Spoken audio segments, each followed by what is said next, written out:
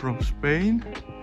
We are here at the monument dedicated to all those who fought in the Civil War in the 1930s. It's a monument, the whole complex erected during Franco's years. So you see it's very Mediterranean view. To some extent it also triggers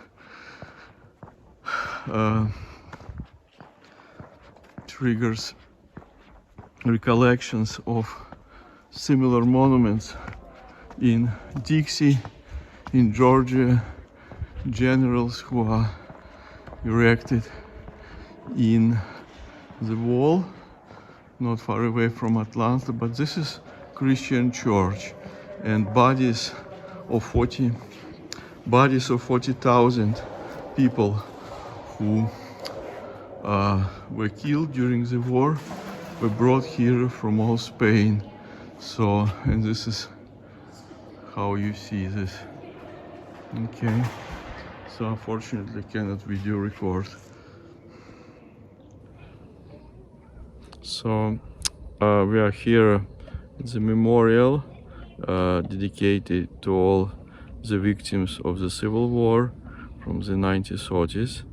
And I am with Father Andrey Kordochkin. So I had very good day today in Spain. This is my first day actually here, and I always want to understand the place, to learn something. And Civil War, of course, is very close to this idea, especially with all Russian background. And also what I mentioned with American Civil War, so there is similar thing with generals erected in mountains in Georgia. So, and we could not make any recordings inside. And Отец Andrey, he mentioned that also it's comparable with the church dedicated to the military church in Russia. So it's kind of feeling of beton, stone. It's grandiose, big. So I don't know how to be priest there. So, Отец Andrey, can you share some maybe insights regarding all this? Well, it was built by Franco in the 1940s, 1950s. It was meant to be a place for reconciliation for both sides which fought during the Civil War. There's a Benedictine community which lives here. So, but it never quite worked as a place of reconciliation, because right now there are discussions on the future of this place. We know that 3 years ago Franco, who was buried here, was reburied, and his body is now in a private with the other members of his family.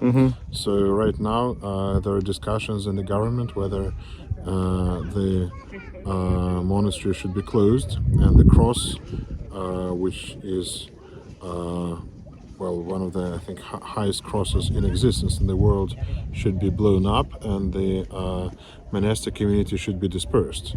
So for Europe it's quite extraordinary that something like this may be discussed on a high level, but I think that we're saying that this is something very real. But the thing is that the people, if this decision will be made, it will not be a decision of reconciliation, because these people say that they want to make it a neutral monument, but of course it won't be neutral. It will be changing sides. It will be just changing sides.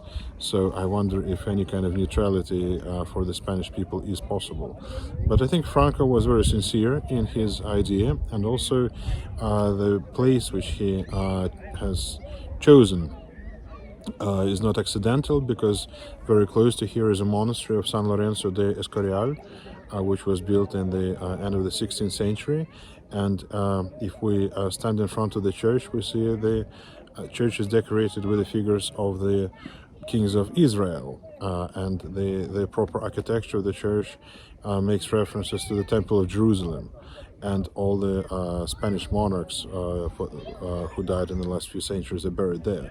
So this was, in ancient Spain, it was a way to sacralize the history of Spain and to present it as a continuation of the monarchy of Israel.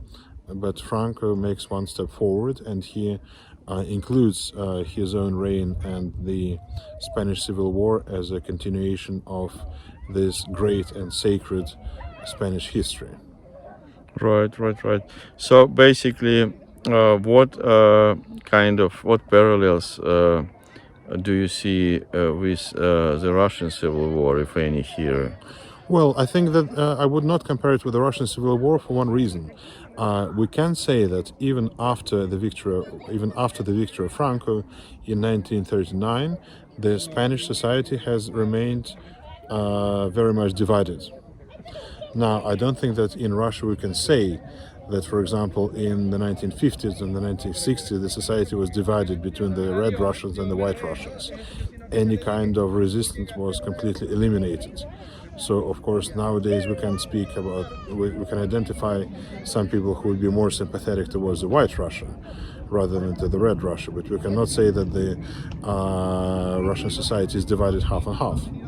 So, although the Civil War was quite similar, but the consequences were quite different. Of course, in the time of Franco, we're speaking about, well, dictatorship, and there was no freedom of political parties. But of course, there were people with left sympathies and sort of leftist political visions. And in Russia, beyond the war, I think it would have hardly been possible, besides some very minor exceptions, simply because the repressions were so massive. Basically, what you're saying is that despite the dictatorship, the society was freer than the society in Russia. Of course it was. I mean, you can see, for example, the photos of Che Guevara walking around the streets in Madrid, and no one would have stopped him and sent him to jail. You mean when he was already Cuban, right? Yes. So, you wouldn't want to exaggerate the degrees of freedom in Franco's Spain. Right. Even religious freedom, for example, the only Orthodox church which was built at the time was have to be built as a chapel of the Greek embassy. This was the only way to create, to build a religious building which was not a Roman Catholic church. So, of course, this was a society which was very far from being free, in a sense that we understand the word. Right. But on the other hand, maybe some people would disagree with me, but it was still not as repressive as the Soviet Union, although it was not really a democratic country, of course. Thank you, Father. Thank you very much. We are here in the inner courtyard of the monastery St. Lawrence de Escorial, where it's a burial place for the Spanish monarchs, and this is built after the Resurrection Church, the Resurrection Cathedral in Jerusalem. There are images of the Israelite kings. Everything was built in the 16th century. So when the Spanish monarchy was going strong, so this kind of feeling of the past imperial might. So I have a soft spot for the past empires, visiting Vienna, now in Spain.